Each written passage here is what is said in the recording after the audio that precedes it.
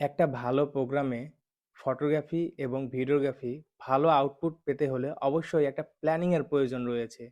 অবশ্যই আলোচনার দরকার রয়েছে। আপনি বিয়ের প্ল্যানিং এর জন্য অনেক দিন আগে থেকে ফ্যামিলির সাথে আলোচনা করেন, শপিং করেন, কমিউনিটি সেন্টার খোঁজাখুঁজি করেন, লিস্ট করেন, কাকে ইনভাইট করবেন, কাকে করবেন না, অনেক কিছুই প্ল্যানিং করেন। বাট কখনোই কি ভেবে দেখেছেন ফটোগ্রাফি কিভাবে করবেন, ভিডিওগ্রাফি কিভাবে করবেন? হুট করেই ফোন দিয়ে বলেন, "ভাইয়া এই ডেটে প্রোগ্রাম, ওই ডেটে প্রোগ্রাম ফাঁকা আছেন নাকি?" অবশ্যই ফাঁকা থাকলে তো আমরা সার্ভিসটা দিব। আর অবশ্যই ডেট ফাইনাল হওয়ার সাথে সাথেই একটা ফটোগ্রাফার বুকিং করে রাখবেন আগে থেকেই।